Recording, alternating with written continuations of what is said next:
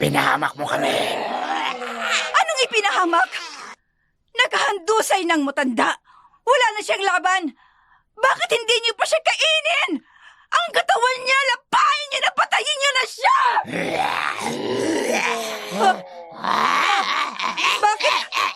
Bakit nakatitig kayo sa akin ng ganyan? May pangontra ang matanda sa katawan niya. Kaya ikaw ang kakainin namin. Hindi maaari! Wala Hawakan niya siya! sa usapan natin! Hindi kayo makakalapit! Ang fire extinguisher!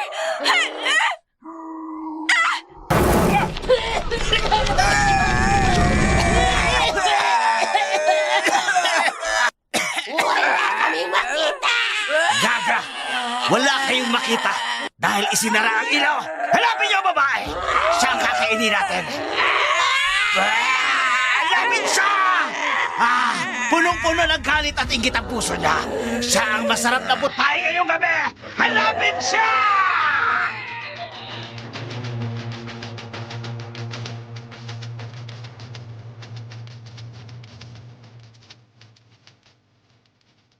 Ang laki po pala ng bahay nila, no? Pero parang walang buhay yung hardin sa gilid. Mukhang kailangan po talagang asikasuhin. Oo nga eh. Ay sobrang mahal ni Ma'am Victoria yung hardin na yan. Ay palagi niya lang alaga yan dati pero simula nung nagkasakit siya wala lang nag-aalaga dyan. Ano po bang sakit niya? Ay, hindi ko nga rin alam. Yung alam ko lang ay kalahati ng katawan niya ay paralisado na. Dito na kita iiwan ha.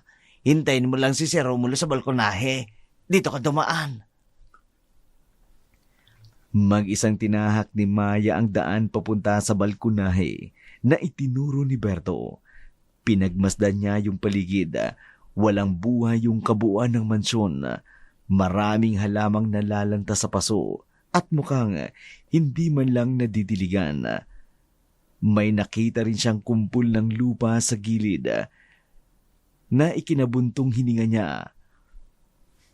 Pagtungo niya roon sa balkonahe na itinuro ni Berto, nakita niya ang isang lalaking kung hindi siya nagkakamali ay lagpas 40 na yung edad. Nagbabasa ito ng dyaryo, pero nang maramdaman ito yung yapak niya, tsaka lang ito nag-angat ng tingin. Magandang umaga po, sir. Magandang umaga rin. Ikaw ba si Maya? Yung bagong hardinera? Opo, kararating ko lang po. Mabuti naman. Sige na, umupo ka na. Kumusta ang pagpunta mo rito? Wala ka bang nakasalubong na kakaiba? Kakaiba po? Wala naman po. Maliban lang po dun sa balita siguro tungkol sa aswang. Kalat na kalat po sa bayan eh. Pero wala naman po ako nakitang kakaiba. Mabuti naman. Alam mo, mahal na mahal ng asawa ko yung hardin na yan. Kaya gusto ko talagang kunin. Yung marunong talaga sa ganyan. Nakikita mo yan? Ayan. Gusto ko bumalik sa dati yung sigla niyan. Opo, sir. Sisiguraduhin ko po yan. Sige. Pero bago yan, kailangan mo munang makilala si Victoria. Siya yung magsasabi sa'yo kung ano yung gusto niyang mangyari sa mga halaman niya.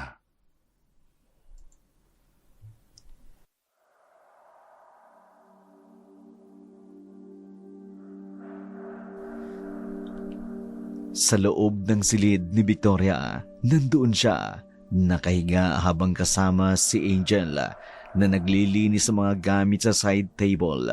Biglang bumukas yung pinto at pumasok si Romulo kasama si Maya. Agad na tumaas ang kilay ni Angel nang makita yung kasama ni Romulo, habang si Victoria naman animong nabuhayan nang makita si Maya nung mga oras na yun. Animong may nabuhay na sigla sa dibdib niya nang makita ang bagong hardinera, habang si Angel naman taas ang kilay siyang pinagmasdan. May dala itong bayong na naglalaman ng mga gamit. Sa gilid ng bayong, may nakita siyang mga nakasabit na bawang na mas lalo niyang ikinataas ng kilay. Mahal? Si Maya nga pala. Siya yung bago mong hardinera. Oh, ikaw pala si Maya. Halika, umupo ka. Magandang araw po, ma'am. Ang ganda po ng kwarto nyo. Salamat, iha. Pero mas maganda sana kung ganito rin kaganda yung hardin ko. Ano sa tingin mo? Kaya mo bang baguhin yun ulit? Kaya mo bang buhayin yung mga halaman ko? Opo, ma'am. Ang gaganda po ng mga halaman ninyo. Kailangan lang po talaga nilang alagaan ng mabuti. Nakita ko po yung mga roses nyo sa labas. Buhay pa naman po sila. Kailangan po ng tamang prune. Talaga ba? Alam mo yung pruning? Saan ka natuto ng mga yan? Sa probinsya po, ma'am. Nag-aalaga po ako ng maraming halaman doon. Doon ko po natutunan kung paano po makipag-usap sa kanila. Tingnan mo, Victoria, oh. Sabi ko sa'yo eh. Magaling to. Ma'am, magpahinga na po muna kayo. Huwag muna kayong gumalaw-galaw dyan. At teka lang po, aayusin ko higaan nyo para... Sandali lang, Angel. Gusto kong makinig kay Maya. Maya, ano bang plano mo sa hardin ko? Ang plano ko po sana, ma'am, simulang ayusin yung lupa. Kailangan po natin ng bagong pataba. At saka, kailangan ko po munang tingnan kung ano yung mga halaman na dapat nandyan at ano yung hindi dapat nandyan. Minsan po kasi, may mga halaman na nakaka-attract ng peste. Tama ka. Sige, ikaw na ang bahala sa mga halaman ko. Sa'yo ko na ipinagkakatiwala yan. Kalaunan ay nagsimula ng trabahuin ni Maya yung maliit na hardin ni Victoria.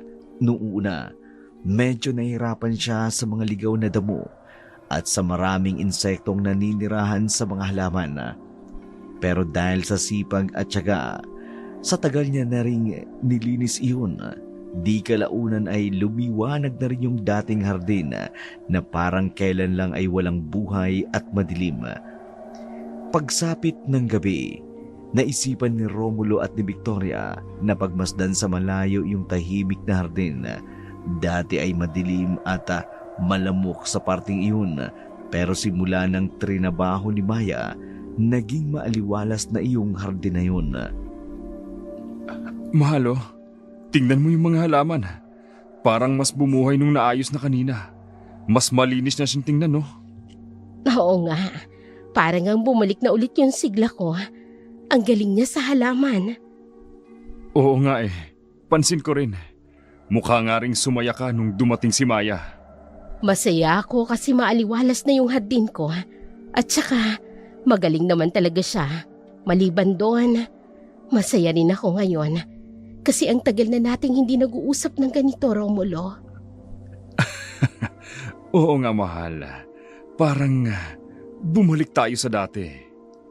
Mula sa malayo, nakatanaw sa dalawa mula sa bintana si Angel na ngayon ay galit na galit sa nasasaksihan. Ngayon na lang uli lumabas ng ganung oras ang dalawa.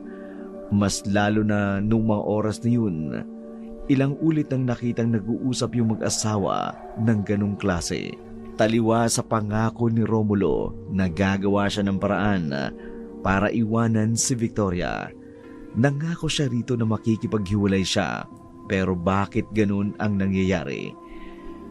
Pinaglololoko na lang ba siya ni Romulo o pinapaasa lang ba? Yun ay mga tanong sa isipan ni Angel. Hindi sila pwede magkabalikan. Hindi ako makakapayag. Malamig ang simoy ng hangin at animoy tahimik pa yung paligid ng mga sandaling iyon na pumasok si Romulo sa kusina. 5:00 pa lang ng umaga at balak niya sanang maganda ng isang tasang mainit at matapang na kape.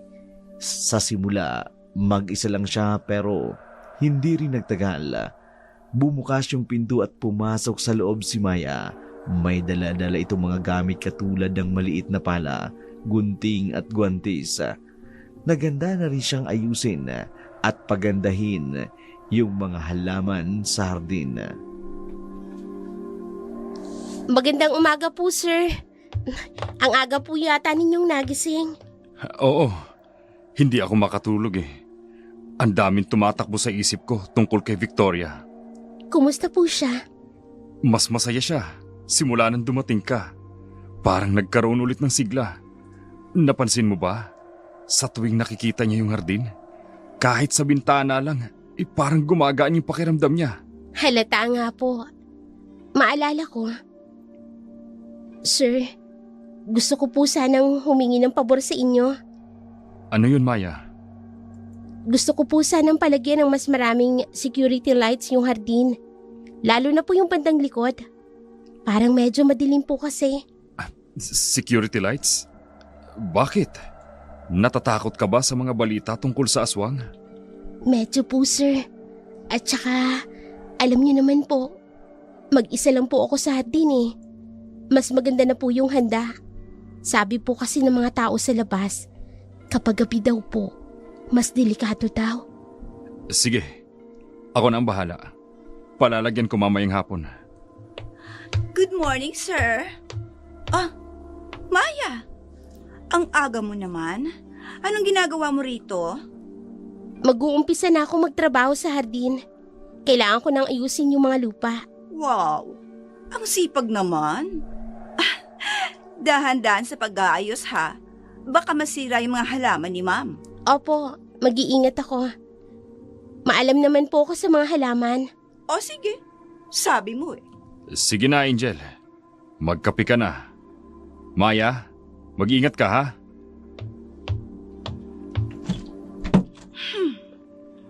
Grabe yung hardinerang yan ha. Masyadong madaldal. Mukha namang magaling si Maya eh. Maganda yung epekto niya kay Victoria. Oo nga, pero mas maganda kung ako na lang yung kasama mo. Dito ka na lang. Mas kailangan mo ko kaysa sa asawa mo na yan. Hindi ko pwedeng iwan si Victoria. Aakyat na ako sa taas. Ipaghanda mo na ng almusal si Victoria. Isang buntong hininga ang pinakawala ni Angel bago umismid. Ang nakatalikod na si Romulo. Hindi niya lubos akalain na babalik si Romulo sa asawa niya pagkatapos ng lahat ng ginawa niya. Sa kabilang banda, nagsimula ng magukay si Maya sa lupa sa sulok ng hardin.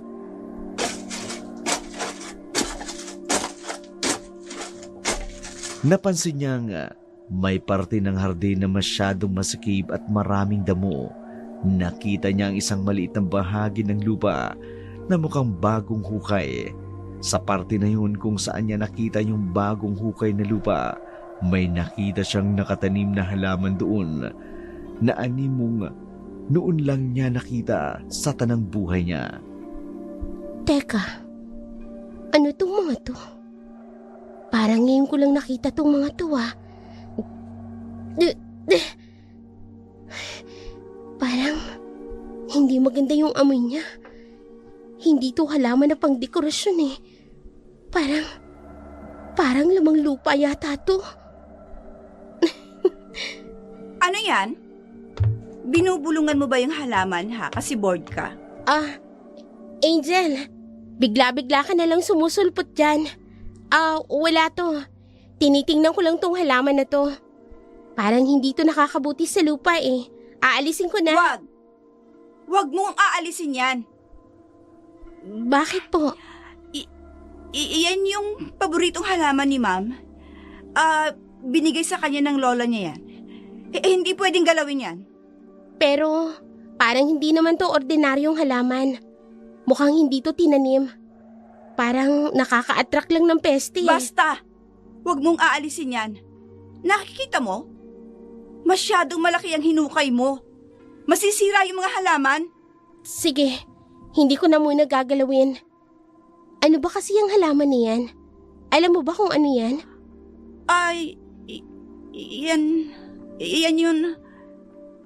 Yan yung ang tawag dyan midnight bloom. Oo, midnight bloom. Mabango yan paggabi. Sige na, Magtrabaho ka na. Huwag mo nang pansinin yan. Midnight Bloom. Parang hindi ko pa yata narinig yun ah. Pero, parang pamilyar yung amoy nito. Parang may koneksyon sa mga kwento sa probinsya. Mataas na yung sigat ng araw ng mga sandaling makarating si Angel. Sa pinuntahan niya, mula sa malayo'y nakatayo roon ang isang maliit na lumang kubo na mukhang nababalutan ng misteryo. Dito nagtungo si Angel para makipag-usap sa isang manggagamot na may kakayahang magsagawa ng mga kilalang masasamang orasyon habang nakaupo siya sa isang upuan na lumalangitlit sa bigat. Kuya Ben, kailangan ko na po talaga ng tulong niyo. Hindi na gumagana yung laso na binigay mo. Ni hindi man lang bumubula yung bibig ni Victoria eh. Kailangan ko na siyang mapatay. Ang mahal mong magbayad, iha. Sino bang gusto mong mawala? Yung asawa po ni Romulo, si Victoria. Bedridden na siya. At gusto ko na siyang mamatay. Pero wala akong magawa.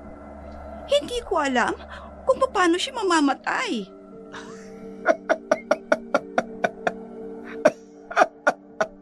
Ganun ba? Simple lang yan. Sikihor ito, iha. Ang daming naglalakad dito. Hindi mo na kailangang magpakahirap dahil lang doon. Ano pong ibig niyo sabihin? Ang kailangan mo lang yung ituturo ko sa'yo. Yung halamang binigay ko sa'yo. Itanim mo yon sa tabi ng bahay ninyo. Yung puso ng gabon? Yung nakaka-attract ng aswang? Oo. Yung mga aswang na nakaka-attract sa mga halaman na may ganong klase ng enerhiya.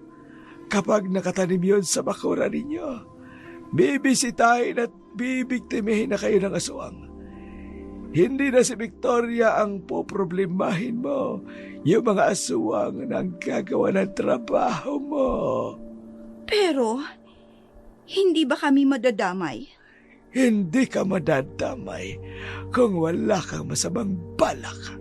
Pero dahil masamang balak mo, posibleng madamay ka. Ang kailangan lang nila yung biktima, ang matanda, iha. Ang pinakamadali nilang mabibiktima, lalo na kapag may sakit siya. Walang kalaban-laban yun, at yun yung gusto nila.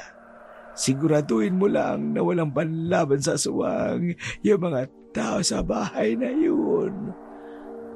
Umalis si Angel sa maliit na kubo ni Ben nang may ngiti sa labi. Pinagmasdan lang siya ni Ben na maglakad palayo bago itong umisi sa sarili habang binibilang yung bugos ng pera na ibinigay sa kanya ng dalaga. Hapon na iyon ng mga sandaling maglagay si Maya ng pataba sa lupa. Nakita niyang dumaan si Angel, dala ang isang maliit na bag.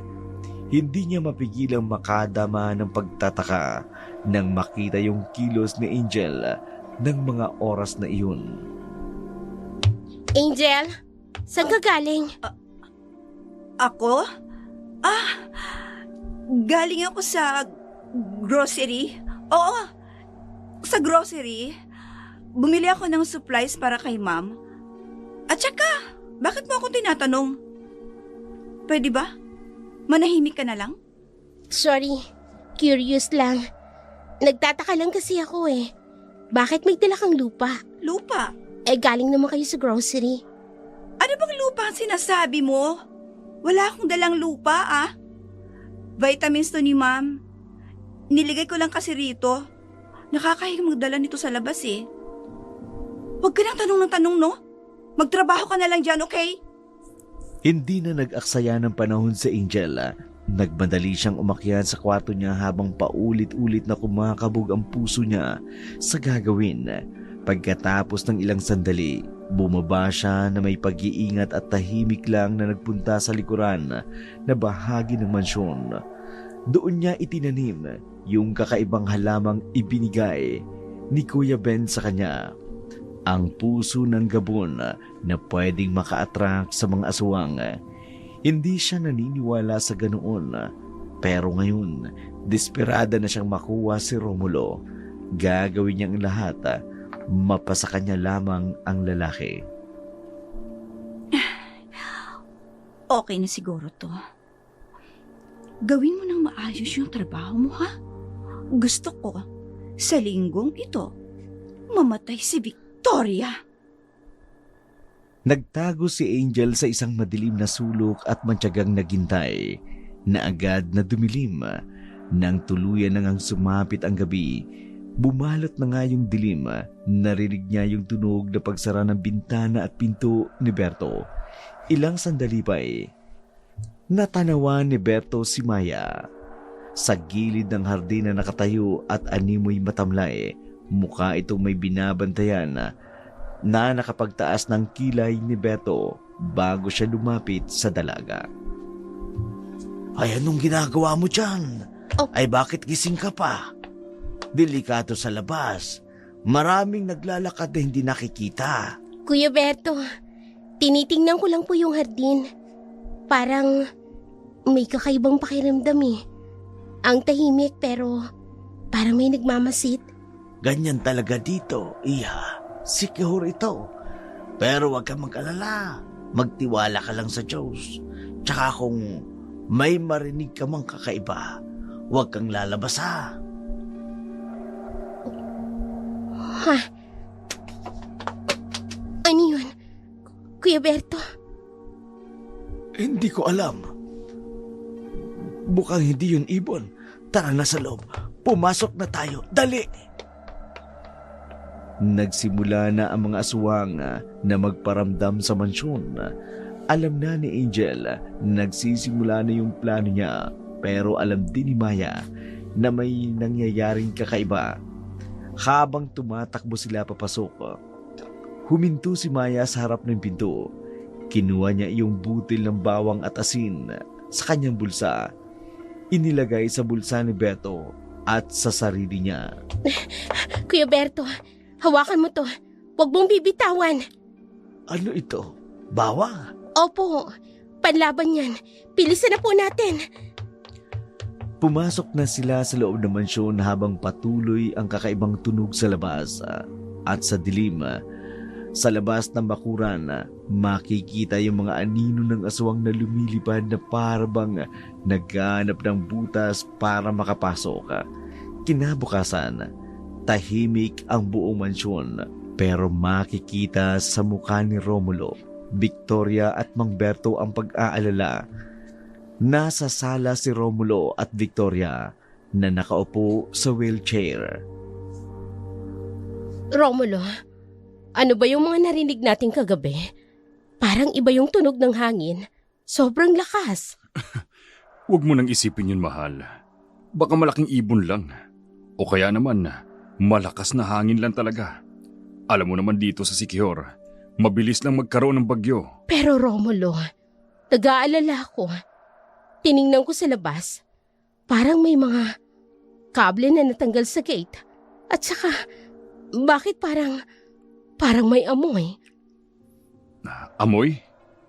Baka yung halaman lang sa labas. Sige, ipatitingin ko kay Berto. Berto! Ay, sir! Pakitingnan mo nga yung gate sa labas. At saka yung paligid ng mansyon. May kakaiba bang nangyari kagabi? Hindi ko po alam, sir. Pero napansin ko po parang may gustong pumasok. May mga gasgas sa bakod at hindi naman dati yung nandun. Sobrang laki po nung gasgas. Diyos ko, Romulo, ano kaya yun? Mahal, huwag ka mag-alala. Baka pusa lang yun o kaya aso. Basta Berto mas higpitan mo yung seguridad. Magandang umaga po, ma'am, sir. Kumain na po kayo? Mukhang napuyat po kayo, May mga kumakaluskos kagabi, kaya hindi rin kami masyado nakatulog. Ganun po ba? Napansin ni Angel na maganda ang kinalabasan ng pagtatanim niya sa puso ng gabon sa bakuran dahil sa mga sumunod na gabi paulit-ulit lang sa pagkaluskos yung mga aswang sa mansyon. Kinabukasan, tirik na ang araw ng mga oras na yun. Abala sa pagdidilig ng halaman si Maya sa hardin ng mga sandaling yun nang makita niya si Angel na naglalakad. Dala uli yung isang maliit na bag. Palihim siyang nagtago sa likod ng malaking puno ng mangga. Dapat sa di nakikita. Dito na lang, sa medyo madilim. Lumapit si Angel sa tanim niyang midnight bloom at nagtanim uli siya ng isa pang halaman na ipinagtaka naman ni Maya. Mukhang galing uli ito sa bag niya. Nang dahil sa pagdaragdag niya ng mga bagong midnight bloom, mas lalo lang lumakas yung amoy ng halaman na humalo sa hangin dahilan upang pasimpleng takpan ni Maya ang ilong niya.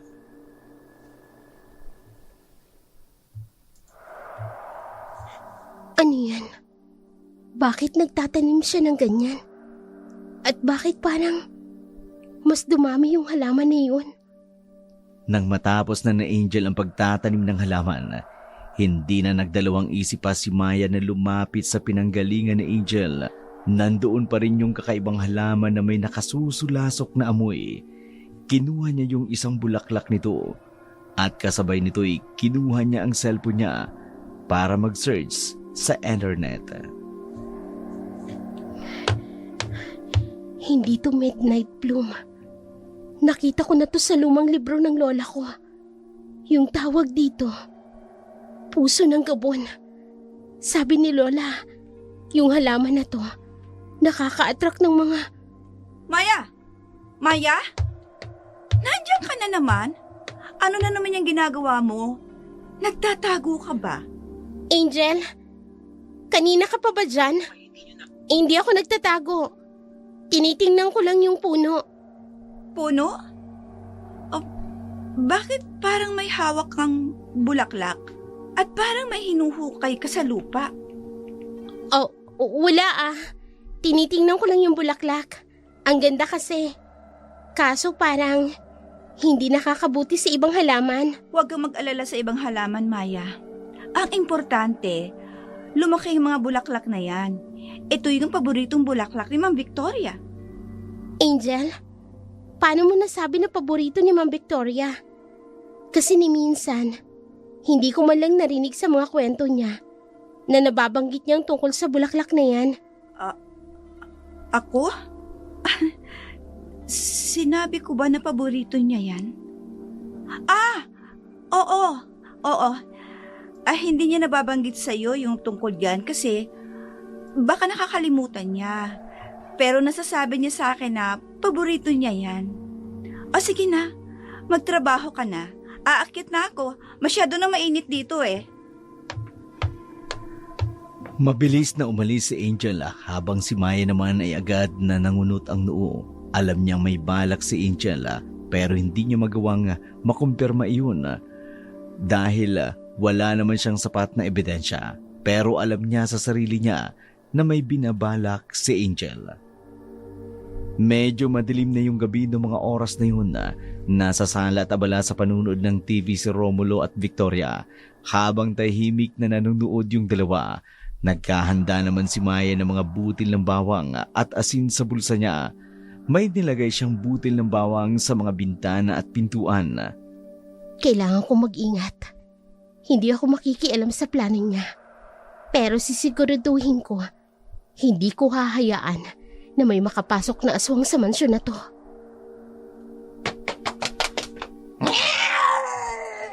Isko, ano yun? Romulo, natatakot ako. Hindi yun normal na tunog. Sir, ma'am, magtago na po kayo. Huwag po kayong lalabas. May dumaan na anino sa bintana. Hindi pang karaniwang iyong anino na yun dahil may pakpak ito. Nang dahil sa tanim ni Angel, mas lalong lumapit yung mga aswang sa mansyon, dahilan upang mas lalong makaramdam ng takot sina Romulo at Victoria. Ito pala yung kauna-unahang pagkakataong nakaranas sila ng ganun sa mansyon, kaya naman hindi nila napigilang makaramdam ng takot. Sa kabilang banda, si Angel naman andun sa kwarto niya habang nakangisi at nagmamasid sa paligid. Pumasok na kayo. Kunin niyo na siya.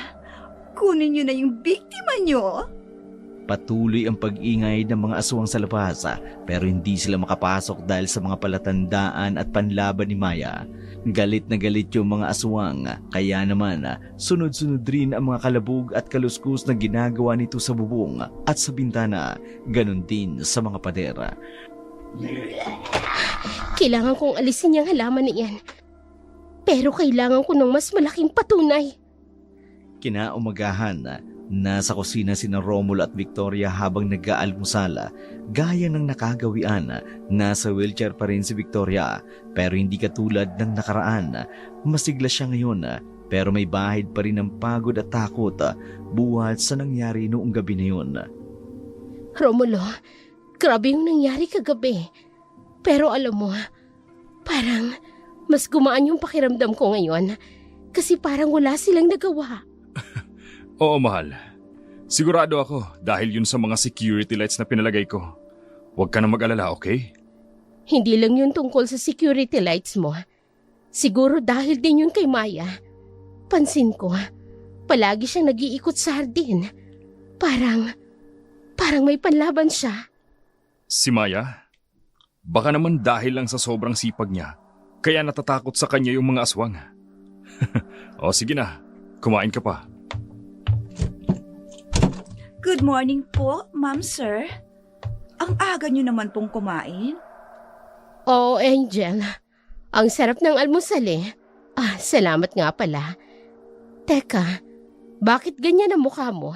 Mukhang namumutla. Ako po? Ay, hindi po, ma'am. Siguro po napuyat lang ako dahil sa mga ingay. Ang lakas po eh. Sana naman po mawala ng mga yun.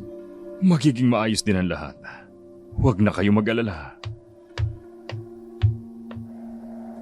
Natigil ang usapan nila ng mga sandaling bumaba si Maya. Dala ang malaki niyang hand towel at isang maliit na supot. Bakas ang kuryosidad sa mga mata nila nang mga sandaling makita si Maya sa ganoong ayos. Masyado pang maaga pero nag-ayos na ito ng mga kakailanganin niya sa bakuran. Magandang umaga po, sir. Ma'am, mag-uumpisa na po ako magtrabaho. Maya, mag-iingat ka ha? Baka may natira pang kalat kagabi. Opo, sir. Pero, sir, ma'am, gusto ko po sana magtanim ng bagong klaseng halaman sa hardin. Pwede po ba? Anong halaman naman yan, Maya? Bawang po at saka luya. Maganda po kasi yun para sa lupa. Pampalakas din po yun ng resistensya ng ibang halaman. Bawang? Luya? Ano ba yan, Maya? Hindi yan pang bukid, hoy. Ang daming mamahaling halaman sa garden ni Ma'am. Tapos, tataniman mo ng ganyan? Mas lalong masisira yung halaman ni Ma'am. Kaya pwede ba? Huwag mong lalagyan ng gulay ang garden na yun. Lalong-lalong na yung bawang. Angel, bakit ka naman nagagalit? Eh, Ma'am, kasi po, masisira yung ganda ng hardin. Baka po masira yung mga bulaklak nyo. Paano nyo naman nasabi? May alam ba kayo sa halaman? Kung titingnan nyo po yung bawang at luya, maganda po yan sa lupa. Nagpapabango pa po yan ng hangin. Nagmamagaling ka, ha, Maya? Hindi ka nag-aral ng landscaping. Padabog na umakyat si Angel sa taas habang yung tatlo naman nagulat na napabaling sa kanya ang tingin. Kakaiba yata si Angel. Hayaan mo na, Romulo. Siguro napagod lang siya. Sige na, Maya. Magtanim ka na ng bawang. Kung anong sa tingin mong makakabuti sa hardin, gawin mo. Maraming salamat po, ma'am. Sisiguraduhin ko po, gaganda yung hardin. Nagsimula na magtanim si Maya ng mga butil ng bawang sa paligid ng puso ng gabo ni Angel sa hardin nang hindi niya ito binubunot. Tinakpan niya ito ng pataba para hindi mahalata. Sige, dito lang kayo. Magbigay kayo ng proteksyon sa hardin na to. Hindi ko hahayaang masira yan. Sa kwarto ni Angel, galit na galit siyang nakatingin sa bintana habang pinagmamasdan si Maya na nagtatanim. Yung hardinera na yan, ang daming alam. Bakit ba siya nagtatanim ng bawang? Reset! Alam na alam niyang may nangyayari. Kaya siya gumagawa ng paraan. Mabilis niyang kinuha ang cellphone niya at agad na nag-text kay Romulo. Romulo, mag-usap tayo. May sasabihin ako sa'yo tungkol kay Maya. Parang may kakaiba sa kanya. Pakiramdam ko, isa siyang mangkulam. Hindi nag-reply si Romulo sa kanya kaya naman naghintay siya. Sa halip na mag-reply, narinig niyang bumukas ang pinto ng kwarto ni Victoria. Si Romulo at si Victoria ang nag-uusap. Mahal, gusto ko sanang mag-date tayo ulit. Kahit sa hardin lang. Gusto ko, kakain tayo ng merienda doon. Talaga, mahal? Sige pa, gusto ko yan. Ang tagal na nating hindi ginagawa yan. Oo nga eh. Tatawagin ko lang si Angel para mag-ayos ng merienda. Huwag na, mahal. Si Maya na lang yung tawagin mo. Baka masarap pa yung inihanda niya. At saka hindi mo ba napapansin? Parang busy si Angel. Sige mahal, ikaw ang masusunod. Galit na galit si Angel na nakikinig sa pintuan. Nanggigigil siya sa inggit. Hindi! Hindi ako papayag! Si Maya na naman! Nakakainis! Sa hardin, naghahanda si Maya ng merienda para kina Romulo at Victoria. Nakita niya si Angel papalapit sa kanya. Maya, mag-iingat ka sa ginagawa mo. Baka mapagalitan ka ni Ma'am Victoria. Hindi lahat ng galing sa probinsya alam yung tamang paraan. Oo naman, Angel. Sisiguraduhin ko naman na magiging masaya si Ma'am Victoria. Ang importante, masaya siya ngayon. Kesa naman Ano? Kesa naman may masamang mangyari sa kanya. Alam niyo na, sa Sikihor, uso po yung masasamang balita. Ano bang pinagsasabi mo, Maya? May alam ka ba? Wala naman, Angel. Wala naman akong alam. Pero yung mga halaman kasi, ang dami nilang sinasabi. Lalo na yung mga bagong tanim. Parang may dinadala silang kakaibang amoy. Natigilan si Angela. Alam niya kung ano ang ibig sabihin ni Maya. Imposible. Sinabi nila sa'yo? Nakikipagkwentuhan ba sila sa'yo? Ha? Huwag mo nga akong gawing tanga ha. Nag-iimbento ka lang. Huwag kang mag-alala sa mga halaman. Sa akin ka mag-alala. Dahil kapag nagalit ako sa'yo... Bakit? Ano namang gagawin mo? Lalasunin mo ba ako? Ano? Ano bang pinagsasabi mo dyan? Baliw ka na ba? Sige na, Angel. Kailangan ko nang ayusin to. Baka kasi lumamig pa yung kape ni Mama. Kinagabihan sa hardin, nagsimulang lumakas yung hangin. Nakita ni Maya na may malaking anino na lumilipad sa kalangitan. Nakaabang na yung mga aswang pero hindi sila makalapit sa mansyon dahil sa mga bawang na nakatanim. Bakit hindi tayo makalapit? May palaman na amoy bawang, amoy asin. Kailangan natin umalis. Nang, ang sakit sa balat. Lumipad palayo ang mga aswang. Mas malakas pa yung depensa ng mansyon dahil sa mga tanim ni Maya. Galit na galit si Angel na nakikinig sa kwarto niya. Hindi! Hindi sila makapasok dahil yan sa besting bawang ni Maya. Kailangan kong alisin yan ngayon din! Dahan-dahang bumaba si Angel, dala ang maliit na shovel. Papunta siya sa hardin para bunutin ang mga bawang na tanim ni Maya. Habang naglalakad siya sa hardin, may biglang huminto sa likod niya, si Maya. Angel, anong ginagawa mo? Ang akala ko tulog ka na. Maya? Ako? Naglalakad lang ako. Maganda kasi yung hangin. Dito lang ako, magpapahangin. Ganun ba? Para saan yung shovel na hawak mo? May huhukayin ka? Ako? Ito. Baka insekto lang. Oo, may insekto kasi akong nakita kanina sa garden. Aalisin ko lang. Sige na, mauna na ako sa'yo. Dali-daling umalis si Angel, dala yung shovel. Ngayong alam na ni Maya, yung tanim niya ang dahilan kaya hindi makapasok ang aswang. Mas tumibay pa ang depensa niya, kaya naman hindi niya maiwasang mapangiti.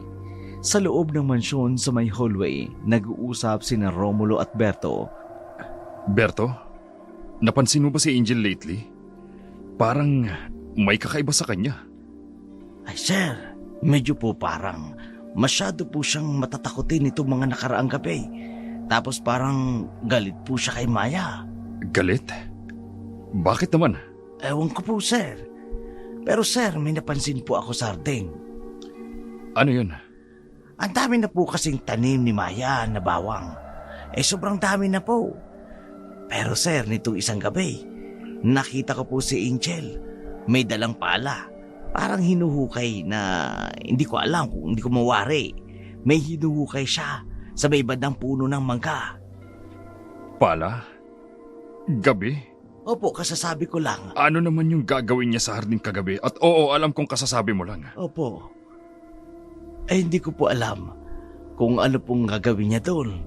Pero yung mga tanim po ni Maya parang lumalabas na panlaban lang daw ng mga aswang. Sabi po nga ng mga tao sa labas wala raw pong nagpaparamdam na aswang dito sa mansyon simula nung nagtanim si Maya. Panlaban at bawang. Berto, seryoso ka ba? Oo naman sir. Mukha ba akong nagjo-joke? Oo. Ay, totoo po. Kaya nga po siguro galit si Angel sa kanya. Kasi po parang pinipigilan ni Maya na may mangyaring masama rito. Ay si Berto, mukha ka kasing joker Berto Pero sige, huwag mo munang sabihin to kay Victoria. Ako na munang bahala. Pero gusto ko sana, bantayan mo muna si Angel. Sa kabilang dako naman, sa kwarto ni Victoria ay nandoon siya, nakahiga habang nag-aayos si Angel ng mga gamot niya. Angel, ang tagal na nating magkasama, hindi ba? Bakit parang nag-iiba na yung pakikitungo mo? Lalo na kay Maya. Ma'am, wala po yun. Nag-aalala lang po ako sa inyo. Kasi po si Maya, bago lang po siya dito. Baka naman po, hindi talaga siya tapat sa inyo. Mahirap na po magtiwala sa tao ngayon. Hindi tapat, Angel. Malaki ang naitulong niya sa hardin. At saka si Romulo. Parang bumalik ulit yung pagmamahala namin. Ma'am, wag po kayo magpapaniwala.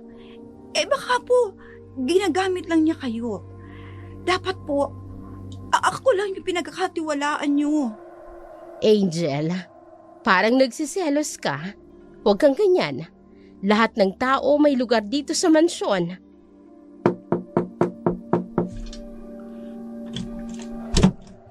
Angel, iwan mo muna nga kami saglit. Gusto ko sanang kausapin si Victoria. Sige po, sir. Pero hindi ko kayo titigilan kahit na anong mangyari. Mahal, kumusta ka? Nag-alala ako sa'yo. Okay lang ako, mahal. Bakit? May problema ba? Wala naman. Gusto ko lang sabihin sa'yo, mahal na mahal kita. At hindi ko hahayaan na may mangyaring masama sa'yo. Naisip ko lang, mahal, parang nawalan ako ng oras sa'yo simula nung magkasakit ka. Parang nakalimutan ko yung totoong mahalaga Romulo, wala yun. Ang importante nandito ka ngayon at masaya tayong dalawa. Sa labas ng pinto, nakikinig lamang si Angel. Galit na galit siya sa narinig. Sa may hardin naman, naruroon si Maya at abala pa rin sa paglilinis ng mga gamit niya. Lumapit si Angel sa kanya, kagaya ng nakagawian. Naruroon naman yung inis niya. Maya, kailangan nating mag-usap. Angel, bakit? Tungkol saan ba? Tigilan mo na yung pagtatrabaho mo dito. Umalis ka na sa mansyon. Umalis? Bakit? Nagalit ba si Ma'am Victoria sa akin? Hindi. Pero ako, galit ako sa'yo. Simula nung dumating ka, nagbago ng lahat. Bumalik na si Romulo kay Victoria. At ang pinakamasama, hindi na makapasok yung... Ang mga ano, Angel? Ang mga aswang ba? Anong aswang ka dyan? Wala akong sinasabing aswang. Angel, alam ko. Alam ko kung anong klase ng halaman yung itinatanim mo sa hardin. Puso yun ng Gabon. Ito yung halaman na nakaka-attract ng mga aswang. At alam ko rin na kayo yung may balak na patayin si Ma'am Victoria. Ano? At sino ka ba para magsalita ka ng ganyan?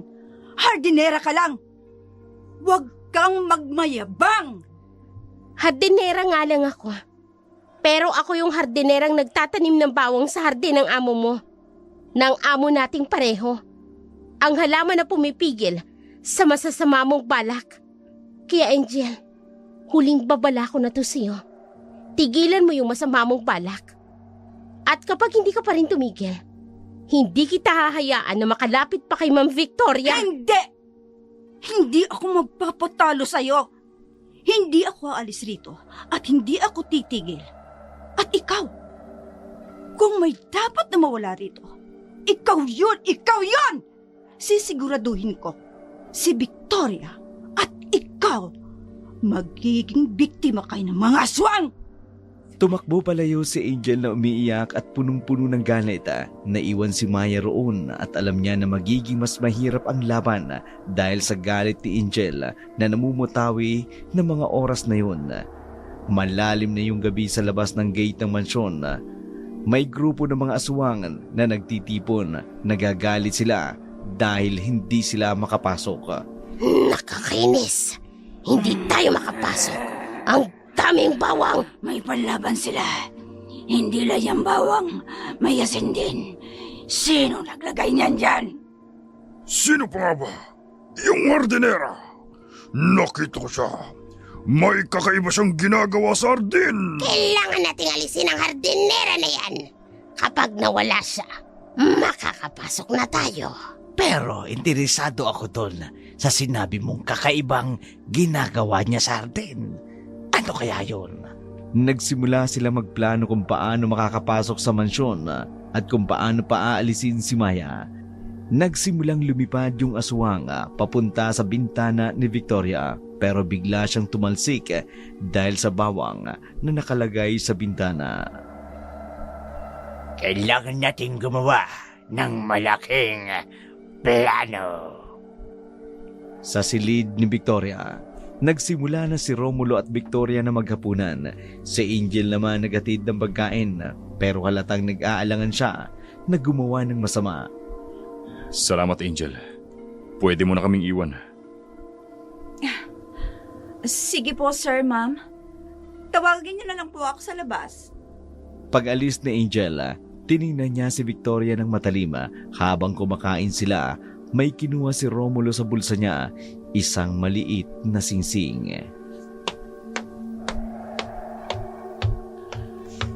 Mahal, gusto kong magsimula tayo ulit. Hindi ko hahayaan na masira yung pamilya natin. Kaya gusto ko ulit ibigay sa'yo to. Romulo, salamat mahal. Mahal na mahal kita. Nagyakapan ang dalawa na parang mga teenager. Habang nagyayakapan, sa labas ng bintana, nakita ni Romulo ang isang anino na lumilipad Pero dahil masaya siya, hindi niya ito pinansin. Alam ni Romulo na si Victoria ang mahal niya at hindi si Angel. Si Angel naman sa may pintuan ay abala sa pag-iyak. Hindi niya matanggap ang nakita niya. Sa galit niya, nagdesisyon siyang hindi magtanim kundi tulungan na yung mga aswang na pumasok dahil alam niyang si Maya ang hadlang. Sige. Kung hindi ka sa akin mapupunta, Romulo, hindi ka rin mapupunta sa kanya. Papatayin ko kayong dalawa. Malamig na yung simoy ng hangin sa mansyon dahil sa malalim na yung gabi. Medyo mahangin na rin at may kakaibang ingay na rin sa labas. Nasa sala si Romulo at nakaupo habang binabantayan yung mansyon. Maya-maya'y bumaba si Angel. Dala yung sarili niyang kumot at kunwari natatakot. Sir, bakit gising pa po kayo? Angel, maingay kasi sa labas. Hindi ako mapakali. Ako rin po, sir. Simula nung mga nakaraang gabi, parang mas lumalakas yung mga tunog. Parang may gustong pumasok. Nakakatakot po. Huwag kang mag-alala. Ligtas tayo dito. Sinabi ko na kay Berto na doblehin yung pagbabantay. Sir, pwede po bang tumabi ako sa inyo? Kahit sandali. Para hindi po kayo mag-isa dito sa kwarto. Sobrang dilim. Angel, alam mo namang hindi na pwede yun. Si Victoria nagpapahinga na. At saka, kailangan mo na matulog. Magpahinga ka na lang dun sa kabilang sofa. Oo, sige po, sir. Pero sir, tungkol po pala kay Maya, napansin ko po, masyado siyang nagmamanman sa labas. Baka siya po yung dahilan kaya mas lalo nag-iingay yung mga hayop sa labas. Ano bang sinasabi mo, Angel? Alam mo naman na si Maya yun eh. Yung nagbibigay ng proteksyon sa atin. Dahil sa tanim niya. Proteksyon? Mga halaman lang po yun. Baka po, masama yung balak ni Maya. Hindi niyo po alam. Baka po, gusto lang niyang mapunta sa kanya yung hardin. Angel, tigilan mo na yan. Huwag mong sisiraan si Maya. Mabuti siyang tao. Sige na, matulog ka na. Inis na inis si Angel na umalis. Napagtanto niya nang tuluyan ang bumalik ang loob ni Romulo kay Victoria. Si Maya naman ang dahilan noon. Kahit na gabi, lumabas rin si Maya dala yung flashlight niya. Tinignan niya yung tanim niyang bawang sa sulok ng mansyon. Nakita niyang may puno ng gabon na mas lalong lumalaki. Alam niyang ito ang nakakaakit sa mga aswang.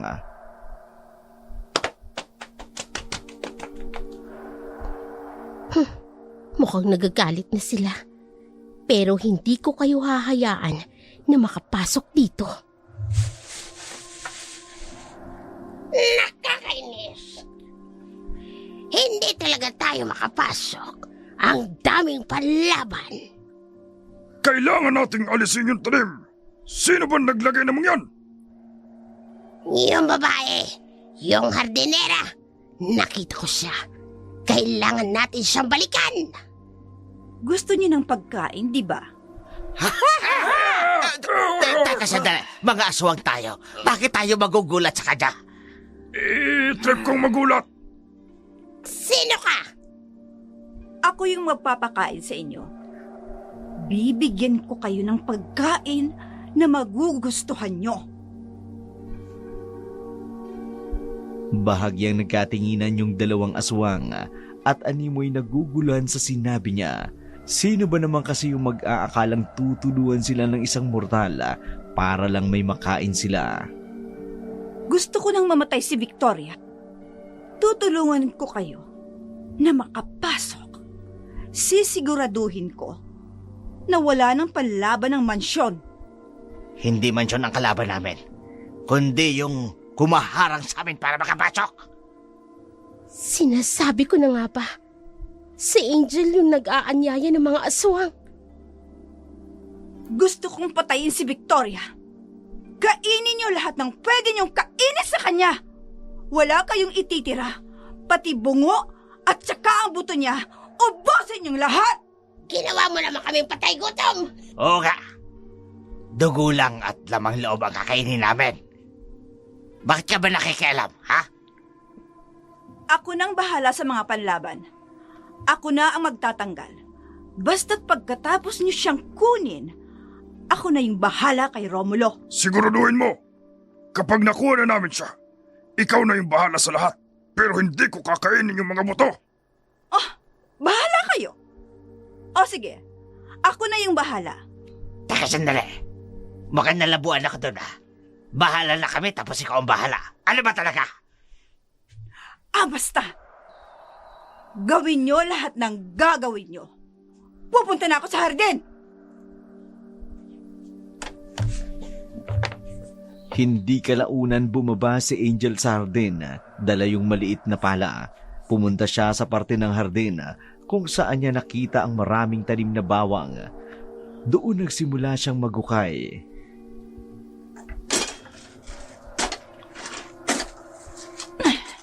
Visit ka, Maya. Dahil sa'yo, nasira lahat ng plano ko. Ikaw at yung mga tanim mong to, ito ang sumisira sa plano ko. Angel, anong ginagawa mo? Maya, ikaw, walang hiya ka? Angel, huwag mong galawin yung mga tanim ko. Ito lang ang pumoprotekta sa atin sa mga aswang. Protekta? Hindi! Yan yung sumisira sa mga plano ko. Ang sama ng ugali mo. Lumayas ka dito! Hindi ako aalis, Angel. Alam ko na yung balak mo. Ikaw yung nagpapasok sa mga aswang dito sa mansyon. Oo! Ako? Kaya umalis ka na? Huwag ka nang makialam! Hahampasin sana ni Angel si Maya ng pala, pero mabilis na nakailag si Maya. Kinuha ni Maya yung isang butil ng bawang mula sa bulsa niya at inihagis iyon kay Angel. Hindi ito tumama, pero nagulat si Angel. Pwisit ka? Huwag mong gawin yan sa akin! Angel, tumigil ka na! Diyos ko, nandiyan na sila! Halika, doon tayo sa loob! Bilis! Tumakbo sila palayo ng mansyon, pero bago sila makapasok nakita ni Angel yung mga padlock na natanggal sa likod ng pintuan niya. Alam niyang yun ang ginawa niya para makapasok yung mga aswang. Ngayon ay natatakot na rin siya sa sarili niyang plano. Sa loob ng mansyon, sa hallway, nagsimula ng tumahimik. Nakatingin si Maya kay Angel na hanggang sa mga oras na yun ay punong-puno pa rin ng galit. Kasalanan mo tong lahat, Maya! Sino ba nagpapasok ng mga aswang dito, Aber? Alam mo, wala nang magagawa tong away na to. Mag-ingat ka na lang. Mag-ingat? Ako? Hindi ako natatakot. Ikaw ang dapat matakot, Maya. Dahil kapag nakapasok na yung mga aswang, ikaw ang una nilang hahanapin! Ano ba yun? Bakit ang ingay? Parang may nagkakalakal. Sir, nakapasok na po sila. Huwag na po kayong lumabas. Nagsimula ng mag-ingay ang mga aswang at sinimulan na rin nilang basagin yung mga bintana. Bahagyang napatili si Angel pero pagkatapos ng lahat ng ingay na yun, bigla namang tumahimik dahilan upang magpalitan sila ng mga tingin. Umaga na pero nagkakagulo pa rin sila sa mga nangyari noong kinagabihan na yun. Maraming basag na bintana at marami ring nagkalat sa hardin. Nag-aalala at mang-isang nakatayo si Romulo habang pinagmamasdan niya yung mga gamit na nasira. Maya-maya'y nilapitan siya ni Maya. Nilapitan niya ang tulalang amo. Sir, okay lang po ba kayo? Hindi, Maya. Hindi ako okay. Ang lakas ng mga ingay kagabi. Ano ba talaga nangyayari dito? Hindi na to normal, Maya. Hindi na hayop yung may gawa nito. Opo, sir. Alam ko po. Hindi po normal yung pumasok dito. Hindi na din po tao yung gustong pumasok sa loob. Ang mga balita sa labas. Totoo ba yun? Na totoong may aswang dito? Pero bakit? Bakit kami yung ginugulo nila ng ganito? Sir, may alam po akong proteksyon sa kanila. Pero kailangan ko po ang tulong ninyo. Kailangan po nating gumawa ng mas matibay na panlaban. Anong kailangan mo? Sabihin mo lang, gagawin ko. Kailangan ko po ng mas maraming bawang. Pero hindi lang butil. Gusto ko pong durugin natin yung bawang at ihalo sa asin. At kailangan natin ng luya. Dudurugin po natin at ilalagay sa lahat ng bintana at pintuan. Kailangan po nating magmadali, sir. Hindi po natin alam kung kailan sila babalik. Umalis si Maya at dumiretso sa hardin habang si Angel naman ay pumasok sa loob at mukhang pagod, kunwari natatakot. Sir, ang daming kalat dito. Huwag kang mag-alala. Aayusin namin yan. Angel, pwede mo ba akong samahan mamaya sa bayan? Bibili lang ako ng mga supply. Sige po, sir. Sir, hindi po ba kayo nagtataka kay Maya? Bakit parang may alam siya sa mga panlaban? Baka po may connection siya sa mga masasamang elemento. Tigilan mo na nga si Maya. Siya lang yung tumutulong sa atin ngayon. Sir, nag-aalala lang po ako sa inyo at saka kay ma'am. Hayaan mo nang tungkol dun. Maghanda ka na ng almusal ni Victoria. Ako na ang bahala rito.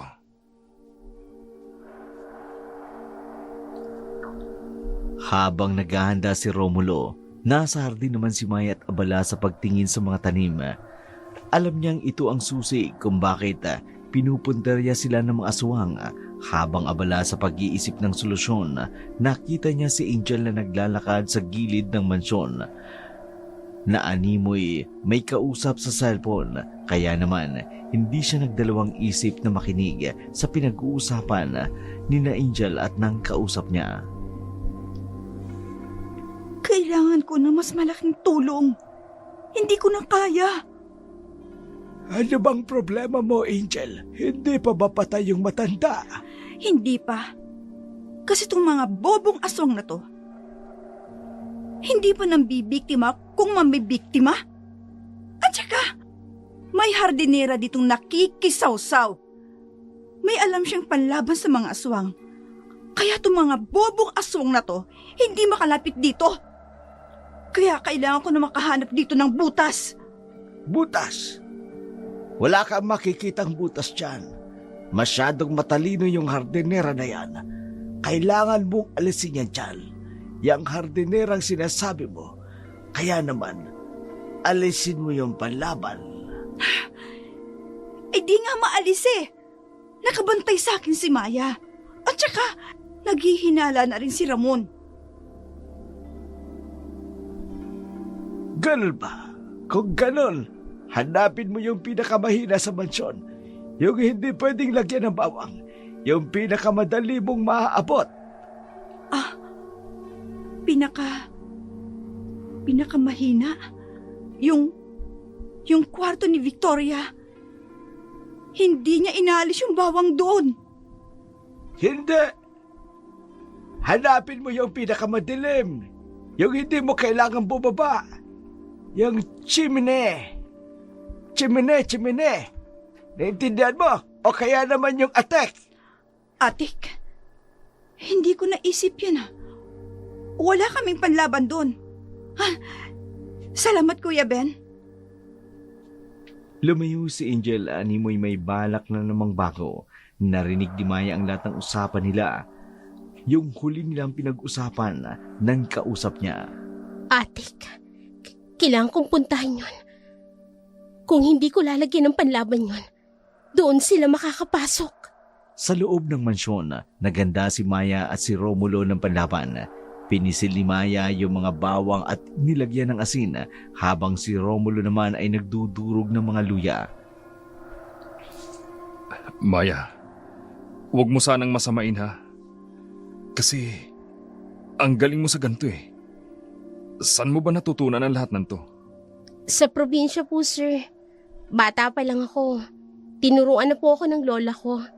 Yung mga halaman, hindi lang po sa panghardin. May panlaban din po yan sa masasamang espiritu, lalo na po sa mga aswang. Salamat, Maya. Kung wala ka, baka... Huwag po kayong magsalita ng ganyan, sir. Ang importante, lalaban po tayo. Kailangan ko po palang umakyat sa attic. Kung may butas po kasi doon sila makakapasok. Atik? Matagal nang hindi ginagamit yun eh. Delikado doon. Akin na. Ako na lang ang pupunta. Hindi, sir. Kaya ko po yan.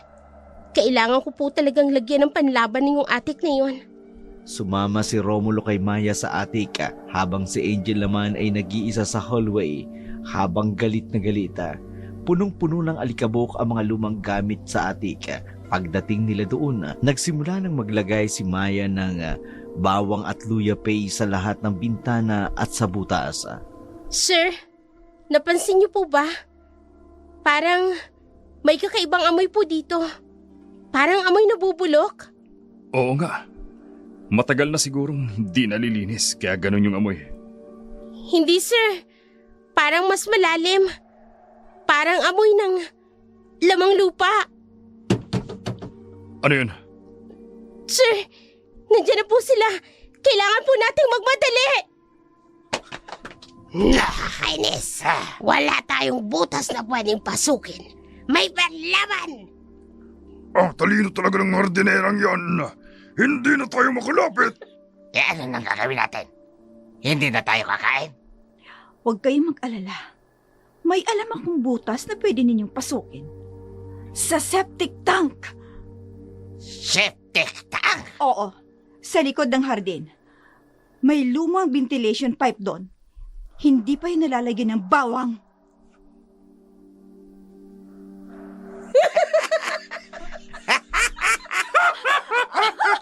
Tuwang-tuwa ang mga aswang matapos malaman na meron pa pala silang pag-asang makapasok sa loob ng mansyon.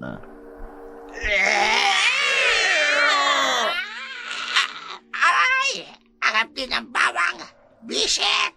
Hindi tayo makakapasok! Isinara nila lahat! Bad trip dito sa septic tank! Baho! Nang dahil sa ginawa nila bigla ulit tumahimik yung paligid. Huminga ng malalim si Romulo at Maya. Ligtas na tayo, Maya. Ligtas na tayo. Salamat talaga. Maraming salamat. Wala pong anuman, sir. Pero kailangan po natin gumawa ng malaking blockage. Hindi po natin alam kung kailan sila babalik. Sa kabilang banda, nagpapahinga na si Victoria sa kwarto niya nang pumasok si Angel. Nag-iisa lang si Angel pero baka sa mukha niya ang galit ng mga sandaling yun nang pumasok siya sa loob. Oh, Angel. Bakit ganyan ang itsura mo? May nangyari ba? Kailan ka mamamatay matanda ka? Purgang-purug ka na ako sa'yo. Hindi ko na alam kung anong gagawin ko. Hindi na sumagot si Angel kaya naman mas lalong nakaramdam ng pagkalito si Victoria. Lalo na ng mga sandaling nagtungo si Angel sa desk kung saan naruroon ang mga gamot. Kaagad na kinuha ni Angel yung syringe niya at agad na nagtungo sa kama ni Victoria. Pero bago niya pa man maiturok yung syringe, bigla na lang may kumatok sa labas ng pintuan.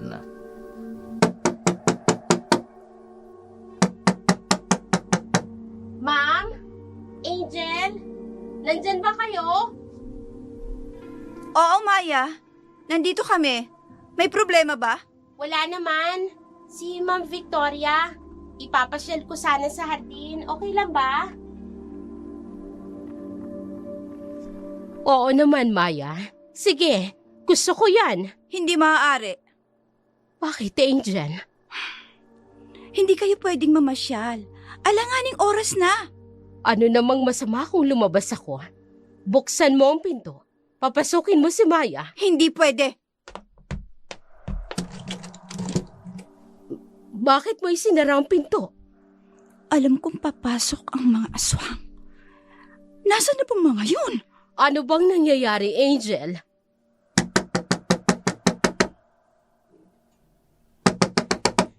Angel! Bakit mo isinara ang pinto? Tonyo Victoria, okay lang po ba kayo dyan? Maya, tawagin mo ang asawa ko. Hindi ko gustong ikinikilos ni Angel. Angel, ano bang plano mo? Bakit mo ikinakandado ang pinto? Tumigil ka! Anong nangyayari sa'yo? At anong plano mo? Bakit mo ginagawa ito sa akin? Maaaring hindi mo nauunawaan ngayon. Pero darating ang araw, mauunawaan mo din. Anong mauunawaan ang pinagsasasabi mo? Akala mo, hindi ko alam ang mga pagbabago sa'yo? Wala pang bagong hardinera. Naramdaman ko na ang pagbabago sa ikinikilos mo. Hindi na ako magtataka kung balang araw, malaman ko na lang na ikaw ang may kagagawa ng lahat ng panghihina ko. Wala akong pakialam kung malaman mo man. Isa lang ang gusto kong mangyari. Anong sinasabi mo? Ang mawala ka sa landas ko! Timunyita ka! May kinalaman ka kung bakit ako nanghihina, ano? Ikaw ang may kagagawa nito. Pwes, hindi ka magtatagumpay. Pagbabayaran mo ang latang ito, mabubulo ka sa kulungan. Hindi mo na magagawa yon. At bakit? Papatayin mo ko? Kung ako lang ang papatay sa'yo, matagal ko na sanang ginawa. Pero dahil ayokong madungisan ang kamay ko, kaya iba ang papatay sa'yo. Walang hiya ka! Pinagkatiwalaan kita. Buo ang pagtitiwala namin sa'yo bilang private nurse ko. Ibinigay namin ang lahat sa'yo. Tapos ganito pa ang igaganti mo sa amin. Kahit gaano pa pala kabuti ang ginawa namin sa'yo, hindi mo pala nakikita yon. Wala lang pala sa'yo yon. Hindi sapat ang mga naibibigay niyo sa akin. Kaya ba pati asawa ko, inahas mo? Ambisyosang babae. Ang dami ko pa naman sanang plano para sa'yo. Mga mabubuting bagay sa'yo at sa pamilya mo. Dahil buong akala ko, karapat dapat ka sa kabutihang inilaan namin sa'yo. Wala na akong pakialam sa kung ano man ang plano niyo mag-asawa sa akin. Ang sa akin lang, sinira ng asawa mong buhay ko. Kung hindi siya pumasok sa buhay ko, hindi ako magkakaganito. I-give up ko lahat para sa kanya sa pag-asang gagawin niya ang mga pangako niya na iiwan ka. At kami ang magsasama. Tahimik lang naman ang buhay ko sa isang ospital. Pero nang pumasok siya, nagulo ang buhay ko. Hindi lang buhay ko, pati buong kaluluwa ko. At ilang beses nang may nangyari sa amin. Ang sabi niya, hindi kayo kasal. Peke ang kasal niyo. Ang sabi niya, pinikot mo lang siya. Hindi kanya totoong mahal. At ako, pinangakuan niya ng magandang buhay. Bakit ka naniwala sa kanya, Angel? Dahil pinakita niya peke yung marriage contract. Naniwala akong masama kang babae. Kaya tinulungan ko siya na mapabagsak ka. Kaya kung ano man ako ngayon, yun ay dahil sa kanya. Ginulo niya ang buhay ko. Umaasa na ako sa kanya. Umaasa na iiwan ka niya at kami ang magsasama. Kaya ngayon, di ako papayag na hindi mangyari ang bagay na yon. Mangyayari lamang yan kung mamamatay ka! Ano? Matagal na kaming natatakam sa katawan ng matandang ito na hindi matuloy-tuluyan. Hayan ng matandang pinananabikan nyo. Kainin yung matandang yan. Wala kayong itira. Ubusin yung katawan niya! Hindi! Huwag! Huwag! Huwag! Gutom at sabik ang mga aswang sa loob ng kwarto ng matanda. Malakas din ang tinig ni Angel na utusan ang mga aswang na lapay ng matanda. Ang halakak niya ay maririnig sa buong kwarto. Maya-maya pa'y maririnig din ang malakas sa pagkatok sa kwarto ng matanda habang ang mga aswang patuloy sa pag-atake. Ganun na lamang ang gulat ni Angel nang matigil ang mga aswang sa pag-atake sa matanda. Anong nangyayari? Pinahamak mo kami. Anong ipinahamak? Nakahandusay ng matanda. Wala na siyang laban. Bakit hindi niyo pa siya kainin? Ang katawan niya, lapain niyo na patayin niyo na siya! Bakit? Bakit nakatitig kayo sa akin ng ganyan? May pangontra ang matanda sa katawan niya. Kaya ikaw ang kakainin namin. Hindi maaari! Wala niya sa usapan natin! Hindi kayo makakalapit! Ang fire extinguisher!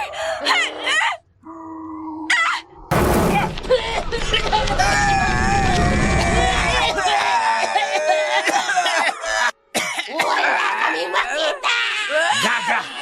Wala kayong makita dahil isinara ang ilaw. Hanapin niyo ang babae! Siya ang kakainin natin. Hanapin siya! Punong-puno ng galit at inggit ang puso niya. Siya ang masarap na butay ngayong gabi. Hanapin siya! Hindi nila ito magawang kainin, kaya hinabol nila ang patakas na si Angel sa hindi malaman kung saan pupunta. Alam niyang wala na siyang puwang sa mansyon. Kaya duman ito sa fire exit sa silid ni Doña Victoria para takasan ang mga aswang na binomba niya ng fire extinguisher. Pagkatapos ay umalis na ang mga aswang, saka naman nabuksan ang pinto ng silid ng matanda at nakapasok sina Maya at Romulo. Naabutan ang matandang nakahandusay. Victoria! Victoria! Victoria! Gumising ka! Victoria, nakikiusap ako! Gumising ka! Diyos ko! Anong kasalanan na nagawa ko?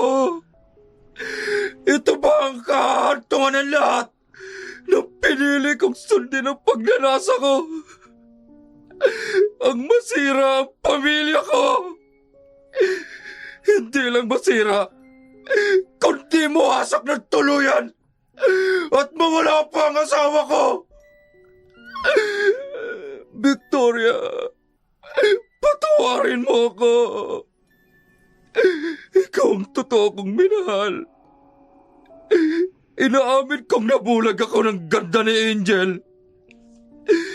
Nagbulag-bulagan ako. Nagkasala ako sa'yo. At higit sa lahat, nagkasala ako sa Diyos! Sir, teka na. Humihinga si Doña Victoria. Buhay pa po siya. Doña Victoria! Victoria, asawa ko. Kumanang pangontra, sir. Bago pa man mangyari ang lahat, ibinigay ko sa kanyang proteksyon laban sa mga aswang, kaya hindi nila siya nagawang patayin. Salamat, Maya. Salamat sa ginawa mo. Kundi dahil sa'yo, wala nang asawa ko. Romulo, Maya, pinatnubayan po kayo ng Diyos. Nasaan ang mga aswang? Wala na ho sila. Si Angel, wala na ho siya nung dumating kami. Maya, nakikiusap ako. Tulungan din natin siya. Hayaan na natin ang aswang na tapusin ang buhay niya. Siya naman ang may kagagawa ng lahat ng kaguluhan to. Siya ang nag-aaya sa mga aswang para tapusin ang buhay mo. Nararapat lang yun sa kanya bilang kabayan sa kasalanan niya. Ang mahalaga ngayon, ligtas ka. Buhay ka. Biktima rin siya, Romulo. May kasalanan ka rin kung bakit nasira ang buhay niya. Pinasok mo ang nananahimik niyang buhay. Ikaw rin ang dahilan kung bakit nasira ang buhay niya. Pakiusap, tulungan natin siya. Maya, alam kong may kakayahan kang harapin ng mga aswang. Tulungan mo siya. Sundan mo siya kung maaari. Kami naman ang tatawag ng mga pulis. Kahit para na lang sa akin. Sige po, Salamat po sa pagtitiwala. Sasamahan kita. Huwag na. Magtiwala na lang po kayo sa akin. Ako na ang bahala sa mga aswang na yun. Bantayan niyo na lamang po si Madam. Mag-iingat ka. Sana iligtas mong maibalik dito si Angel. Ipagdarasal ka namin. Umasa ka. May darating na tulong. Tatawag kami ng mga pulis. Wala nang inaksayang oras si Maya. Sinundan nito si Angel. Alam niyang nasa labas pa ito ng mansyon dahil marami rin siyang inilagay na pangontra. Kaya hindi basta-basta makakatakas ang mga aswang sa loob ng mansyon. Nasa loob pa lamang siya'y ng malaking bahay ay narinig niya na ang sigaw ni Angel. Tipong inaatake ng mga aswang. Kaya nagmamadali siyang lumabas para tulungan ang babae. Pagdating niya doon, biglang gumapang si Angel papalapit sa kanya. Yung mukha niya ay punong-puno ng dugo at gasgas mula sa pag-atake ng mga aswang sa kanya. Base sa kilos niya ay mukhang nahihirapan din siyang makatayo. Dahilan upang makaramdam pa rin ng awa si Maya sa kanya. Maya! Maya! Tulungan mo ako! Hindi nila ako titigilan. Hanggat hindi nila ako napapatay, Maya! Maya, sorry! Sorry, please! Tulungan mo ako! Ayoko pang mamatay! Maya! Parang awa mo na! Oo, tutulungan kita. Bilisan mo! Pilitin mong pumangon, Angel. Bilis! Hindi na nakakatakas.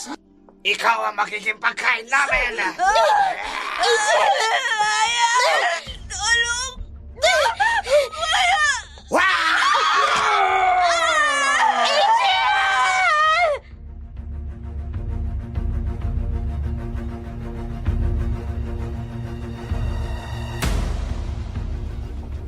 Kitang-kita ni Maya kung paanong salakayin ng mga aswang ang duguang si Angel. Pilit mang kumakawala sa mga aswang.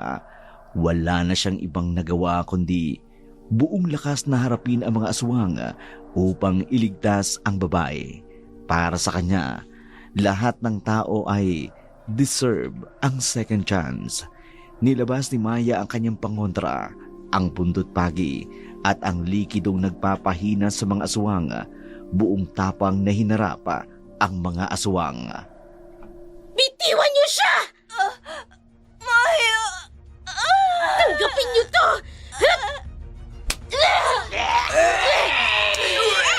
At ito pa! Ang hagupit ng buntot pagi! Angel! Angel, bilisan mo! Pilitin mo makabangon at pumasok sa mansyon! Galit sa akin si Doña Victoria! Alam niya ang kasalanan namin ng asawa niya! Saka mo na lang isipin yan!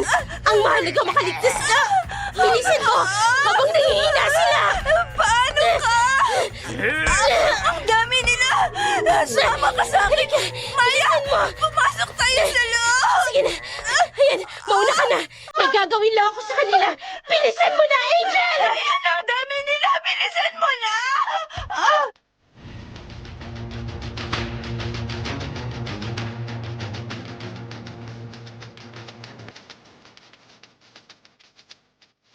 Hindi na makaya ni Maya ang mga aswang na dumarami na papasok sa mansyon. Kaya napilitan na siyang pumasok sa loob kasama si Angel. Hindi nila malaman kung gaano kadami ang mga aswang na sumasalakay sa kanila. Halos sirain ng mga aswang ang mga pintuan at bintana at nagnanais na kainin ang lahat ng mga nasa mansyon. Walang humpay naman ang pagdarasal ni Doña Victoria sa isang tabi.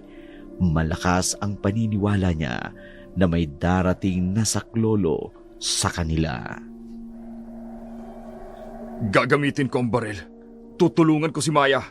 Ang laki ng utang na loob natin sa kanya. Nararapat lang na saklolohan natin siya. Hindi ka lalabas. Antayin natin ang mga pulis na dumating. Lagi mong tatandaan, walang pagsubok na dumarating sa buhay ng isang tao na hindi dinaranas ng karamihan. Tapat ang Diyos sapagkat pagdating sa pagsubok, binibigyan kanya ng kalakasan. Tutulungan tayo ng Diyos.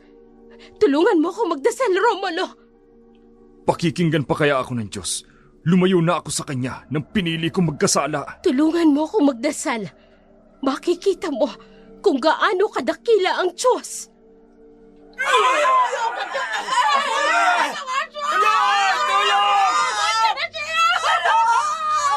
Ang mga tauhan natin, pinasok na ng aswang ang bahay. Magdasal ka! Sa taas tayo! Bilisan niyo! Bilis! Oh, Diyos ko, ipakita niyo po kung gaano kadakila ang inyong kapangyarihan. Ay, nasa loob na sila! Mamamatay tayong lahat dito! Si Angel, silaki na ng mga aswang! Tumating na sila. Salamat po, Diyos ko. Salamat po.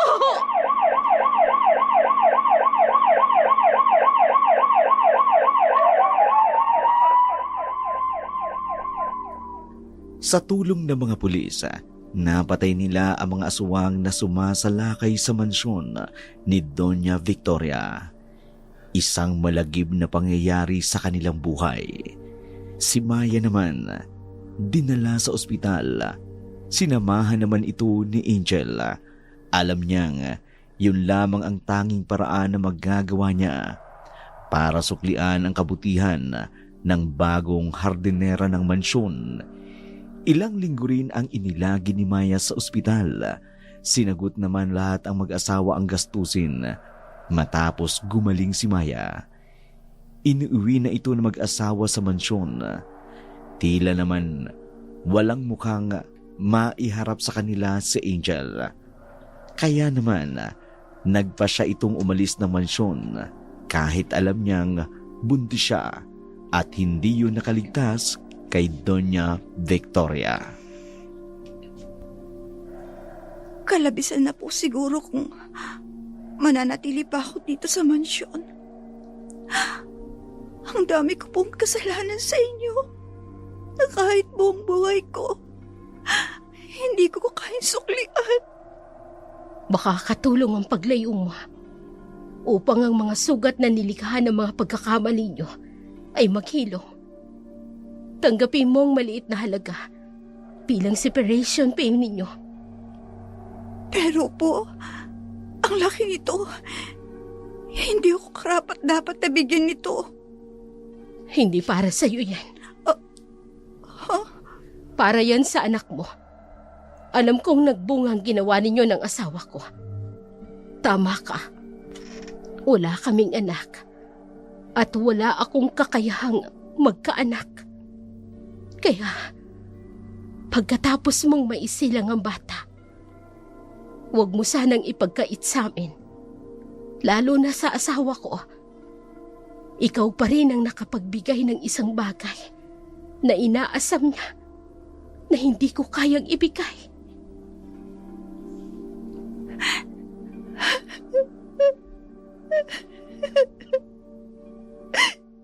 Patawad po. Patawarin niyo ako sa kabila ng lahat ng ginawa ko. Ito pa po ang ibinalik niya sa akin. Lahat tayo may karapatan sa pangalawang pagkakataon. Mamuhay ka ng tama. May takot sa Diyos. Ituwid mo ang pagkakamali mo sa paraan ng pagbabalik loob sa Diyos. Opo. Gagawin ko po. Napakabuti niyo po. Ikaw naman, Maya, bilang isang taong handang ibuwis ang buhay, alang-alang sa ibang tao, nararapat lang na gantimpalaan ka sa ginawa mo. Kalahati ng ari-arian namin ibibigay ko sa'yo.